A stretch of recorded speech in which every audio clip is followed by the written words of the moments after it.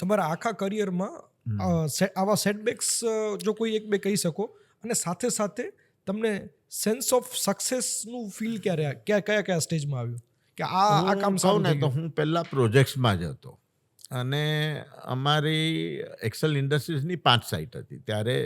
That was the company અને 5 manufacturing site હતી. એમાં 4 સાઇટ મળીને 2.5 કરોડનો નફો કરતા ને ભાવનગર એકલી 2.5 કરોડનું લોસ કરતી. 2.5 કરોડ મોટો વખતે અમાઉન્ટ ઘણા હતો. મોટા. એ વખતે મોટો અમાઉન્ટ લાગતો. આમ 2.5 કરોડ આમ બોલતા બી જીભ થોતવાતી. અને ત્યારે પછી નવા MBAs આવ્યા હતા, એટલે અમે બધા એન્જિનિયરો સેકન્ડ ગ્રેડ સિટીઝન થઈ ગયા હતા ફર્સ્ટ ગ્રેડમાંથી. એમને આ બધા MBAએ સરસ પ્રેઝન્ટેશન આપ્યું કે જો ભાવનગરની સાઇટ આપણે વેચી દઈએ, અને હેક્સ કરીને કંપની હતી, German company, which is part of Bayer now. એ મર્જ થતી ફાઇનલી બાયરમાં મર્જ થઈ ગઈ છે અત્યારે, બાયર ક્રોપ સાયન્સમાં. તો એ લેવા તૈયાર હતી અને તો 2.5 કરોડનો લોસ બંધ થઈ જાય તો કંપની 2.5 કરોડ પ્રોફિટ કરે. મેં કહું આ ગણિત માટે આટલું બધું આ લોકો IIM ને એક્સેલઆરથી ભણીને આવ્યા અને પ્રેઝન્ટેશન કરતો. મેં કહું મને એક ચાન્સ આપો. મેં કહું હું આ ટર્ન અરાઉન્ડ કરીશ અને નહીં કરું તો હું પાછો નહીં આવું.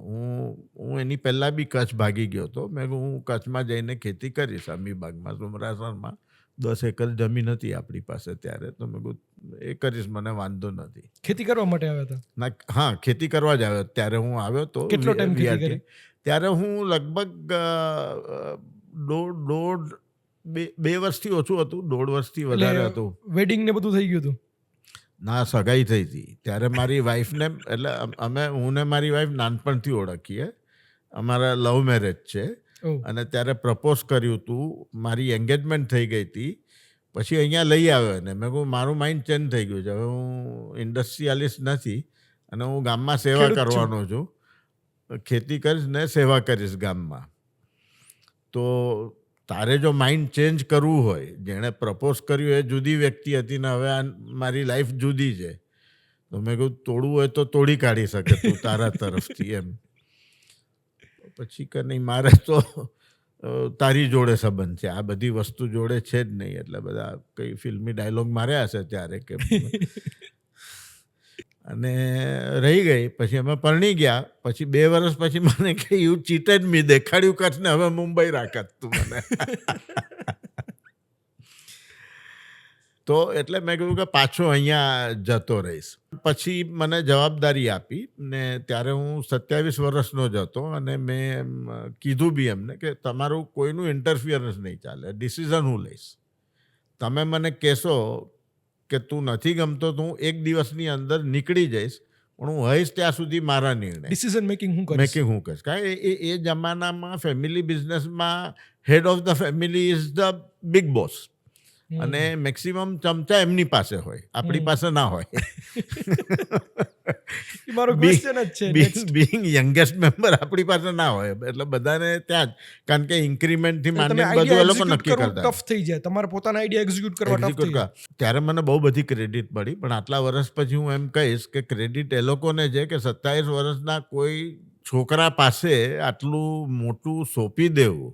Loss making project. હા, એ 2.5 કરોડ લોસ કરે તો દેવાળું કાઢે તમે, પણ એ લોકોએ એટલો વિશ્વાસ રાખ્યો. એ વિશ્વાસ રાખવાવાળાની હિંમત મારા કરતાં વધારે છે, એ આજે સમજુ છું. આજે જ્યારે તમારા દીકરા પણ તમારા સાથે બિઝનેસમાં છે. તો એક ખરેખર બહુ જ સારી ફ્રીડમ આપી હતી. અને આજની તારીખે હવે it is part of સુમિટોમો chemicals, પણ એ સાઇટ વર્ષો સુધી, અને બધા મને મારી ટીમ સિલેક્ટ કરવા દીધી હતી.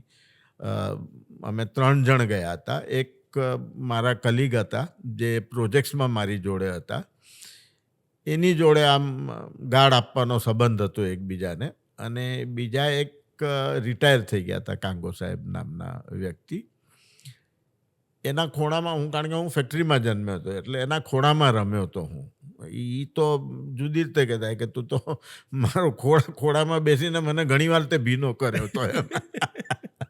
એ તમારી ટીમમાં હતા? હા, એટલે એ મારો કાન પકડી શકતા. એટલે મેં કહ્યું કે જો 2 જણ, એક જણ જોડે હું આર્ગ્યુ કરી શકું ને સામે ઝઘડી શકે ને બીજો કાન પકડી શકે એવો નહીં હોય તો ટફ તો ટફ થશે. અને ભાવનગર બિંગ ભાવનગર, ત્યાં આગળ તો શેઠ ખાડામાં પડે તો એ વાવા જ કરત લોકો કે વાહ વાહ વાહ વાહ શું પડ્યા છો એમ. બરાબર. એટલે ત્યારે પછી ઘણી બધી મહેનત કરી. ત્યારે એક જ નક્કી કર્યું, કારણ કે એક તો હું ભણ્યો તો સિવિલ એન્જિનિયરિંગ, હતું ત્યાં કેમિસ્ટ્રી, અને દરેક જણ મારા કરતાં વધારે કોમ્પિટન્ટ હતા, એમાં કોઈ ડાઉટ નહોતો. એટલે કમિટમેન્ટ સિવાય મારે કાંઈ નહોતું આપવાનું. એટલે તમારા ફેમિલીમાં આ મોકાથી તમે પોતાની સેલ્ફને પ્રૂવ કરી. અમે ટર્ન અરાઉન્ડ કર્યું. એ આજની તારીખ સુધી હાઈએસ્ટ પ્રોફિટ મેકિંગ છે. અને ત્યારે મારો ટાર્ગેટ બી એ જ હતો કે હું નીકળું એના પછી મારા કરતાં સારી ચાલવી જોઈએ કંપની. અને એ ટર્ન અરાઉન્ડ થયું. બહુ ક્રેડિટ મળી. બીજી કંપનીમાં ડાયરેક્ટરશીપ બી મળી બહુ ઓછી ઉંમરે મને. એટલે તમે એવું માનો છો Listed કંપનીમાં. આઈડિયલ બિઝનેસમાં એકવાર બિઝનેસ સેટ થઈ જાય પછી ઇન્વોલ્વમેન્ટ ન હોવું જોઈએ, પછી પોતાની રીતે ચાલુ ના, કારણ કે પછી મેં કીધું કે આ મેં ફ્લુકથી કર્યું કે મારા બધા આઈડિયા સાચા હતા, કારણ કે ઘણા બધા આઈડિયા કર્યા. અને બેઝિકલી મારે તો જે માણસ રિએક્ટરની સામે છે એની પાસે જ સમજવાનું હતું. એટલે મેં એક કોસ્ટ એકાઉન્ટન્ટ મારી જોડે રાખ્યો હતો. અને બાકી મેં જોયું કે બોર્ડ રૂમમાં બોલાવો કે મીટિંગ રૂમમાં બોલાવો તો બધા વિચારીને બોલે છે. એટલે હું રાતે 12 વાગ્યાની જે ચા પ્લાન્ટમાં આપે ત્યારે કંઈ ને કંઈ નાસ્તો લઈને જતો, અને ત્યારે લોકો જે બોલતા એ સાચું બોલતા, કારણ કે સામે બ્લેકબોર્ડ નહીં, પેલું એટલે જે ફોર્મલ ડિસ્કશન છે એનામાં ઓથેન્ટિક વાત ન થાય, અને એટલે ઇન્ફોર્મલ. ઇન્ફોર્મલ. અને પછી નાઇટ ટ્રેકિંગ ચાલુ કર્યું. એટલે અમે ઓવરનાઇટ 7-8 કલાકનું ટ્રેકિંગ ક્યાંકથી ક્યાંક જઈએ તો ત્યારે કલાકે પગ દુખવા માંડે ને પછી જોક મારવાના ચાલુ થાય, પછી બધી સાચી ઇન્ફોર્મેશન મળે.